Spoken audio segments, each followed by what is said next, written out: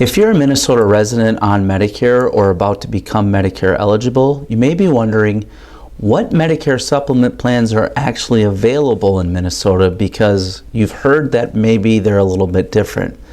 Well, hopefully in this video I'm going to bring some clarity for you so that you really understand which Medicare supplement plans are available in Minnesota and which plan is right for you. And so I'm going to do a simple screen share with you and show you a Medicare supplement comparison chart for the state of Minnesota. So as you can see here, and hopefully this is clear, I'll take myself out of the shot there. There are approximately 7 different Medicare supplement plans available here in Minnesota. And what you're going to see here is that right off the bat, the extended basic supplement plan is the most comprehensive, because as you can see, all the boxes are checked here. And it's very similar to Plan G in other parts of the country. There's also what's called a basic supplement plan. Now, the thing that you should notice with the basic supplement plan is they come with the option to purchase a rider. So with the basic plan, you want to decide whether you want to purchase the Part A deductible rider. And the reason that's important is because, for instance, in 2024, most people have a deductible of $1,632 if they go into the hospital and they're on Medicare. So getting that covered if you don't do the extended basic is really important. The other thing I'll draw your attention to here is the Part B excess charges. So you can add that as a rider. Now, the thing to know is that this wouldn't be applicable in Minnesota, because Minnesota is not allowed to charge, providers are not allowed to charge excess charges. But it could come up if you see a provider outside of Minnesota. And as you can see, with the extended basic, it's covered. And then again, preventative service is not covered by Medicare.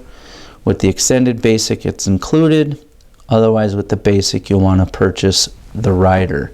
The other thing I'll draw your attention to is that with the extended basic, you have some additional outside the country coverage. So if you do travel outside the country, you probably want to think pretty seriously about the extended basic. So that gives you kind of an overview of the similarities to the basic and the extended basic. One thing I will tell you is that with the extended basic plan, there are some additional skilled nursing days that are covered that wouldn't be included with the basic plan. So that's something you're going to want to keep in mind.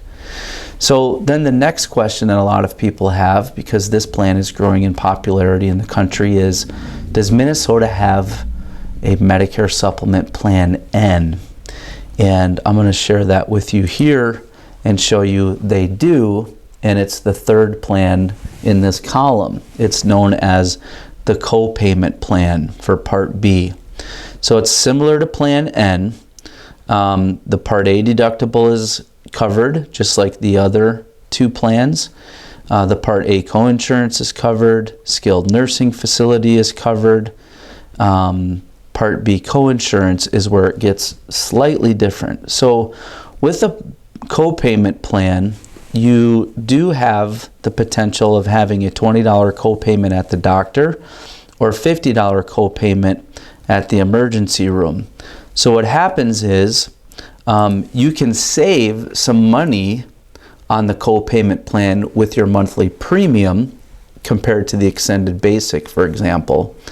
But again, you may have a $20 copayment at the doctor or a $50 copayment at the emergency room, which you would not have on the basic or the extended basic. The other thing is the copayment plan does not cover the excess charges. Again, that's not applicable in Minnesota. That would only be if you were outside of the state. Also, it does not have the preventative services option, not covered by Medicare. And then it also does not have the foreign travel. But one of the things that I'll say is this is a really popular plan right now because with some of the carriers, we're seeing quite a bit of difference in the monthly premium compared to the basic plan with the riders or the extended basic. So if you're willing to take on a little bit of financial risk, just again around that co-payment plan, it could really be a great option for you. I won't go into detail about some of these other plans. There is a high deductible. You would have to meet that $2,800 for the plan to kick in, and then there's some other plans here which I'm not going to go into detail with. But that hopefully just gives you a little bit of oversight as to how the Medicare supplement plans work in Minnesota. If you would like a copy of this, or you would like to chat with me about the plans that are available, you can again reach out to me through my website, meetjamie.com. My services are 100% free, and I do most of my business over the phone. I can help you wherever you are in the state of Minnesota, and I'm happy to do it even if you decide to not work with me as your agent. If you have other questions about Medicare, you can certainly leave them in the comments below, but I hope you enjoyed this video. If you did, please consider subscribing to the channel as well as hitting that like button, and we will see you in the next one. Thanks so much for watching. Have a great day.